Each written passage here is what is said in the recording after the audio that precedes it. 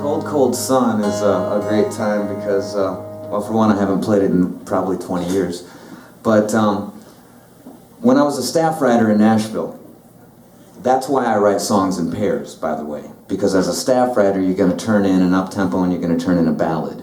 At least if you want to impress the boss, you're going to always turn in an up-tempo and a ballad at the same time. That way, whatever they're looking for, they're going to have it, most likely. So that's why I still, to this day, write songs in pairs like that. But with Cold Cold Sun, I don't own the publishing to this song. This is part of a catalog that some people in Nashville still own. And there were a handful of staff writers at this place. So we were all under contract to turn in X number of songs. I think it was like 5.2 songs, you know, every 24 months or something ridiculous. They really do that, like 1.6 or something. But my buddy Joe Lindstrom, who was my greatest writing partner early on, he and I wrote everything together from the time I was probably like 16 or 17 up into my early 20s. And Joe and I wrote together so much that I was able to tell the publisher, hey man, don't you want to own 100% of these songs? There's no reason to just own my half. I'm signed and I'm writing with this dude from Ohio, so you might as well sign him. So then Joe was signed and we were both down in Nashville, and it was a good time. We wrote hundreds of songs over those years. And Joe always wrote with me, but then as we started writing more songs, people like Bud Lee, who wrote Friends in Low Places for Garth Brooks. Bud was a crazy man, and Bud knew that Joe was a really good songwriter, melody writer, and guitar player primarily. But, so Bud wanted to co-write with Joe, and I remember Joe going out on a co-write with Bud Lee, and I was all mad. I was like, I don't know, 18, 19. So I called the engineer from the studio back into the writing room, and I said, man, let's write something today, you know? We wrote this song, and then we demoed it entirely because he was the engineer from the studio. We demoed it and turned it in to Terry, the boss, before Joe and Bud ever even got back with their song, and it was evil, but, you know, we just wanted to make sure that Terry was already like, oh, that's a good song, boys. Well done, boys, you know? And so that's how Cold Cold Cold Sun came into being. But Vicalvi, this guy was in love with a woman probably 15 years younger than him, and she was a woman from Canada, and she was the copyright administrator at the publishing house, and he was in love with her. And so I knew that when we were writing this song that we were writing it about her. He never admitted that, but you know. So this is called Cold Cold Sun, and it would have been from, I reckon it would have been about 1994, 93 or 94.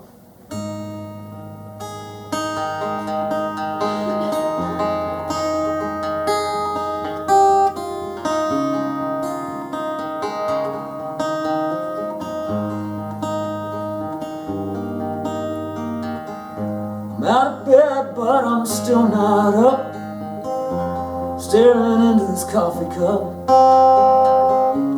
Like our love, it's grown cold in my hands.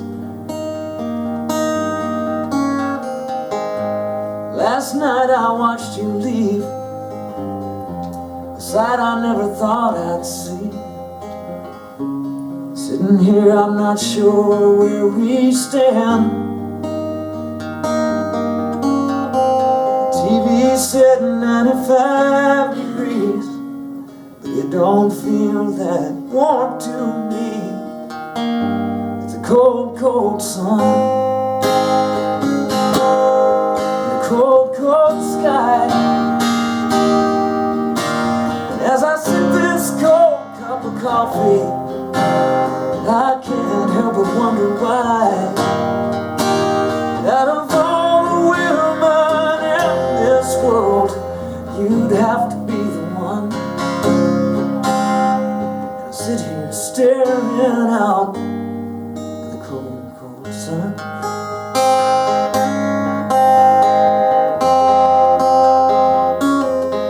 I leave for work, I'm already late. Join the traffic on the interstate. I take the slow lane, doing 55.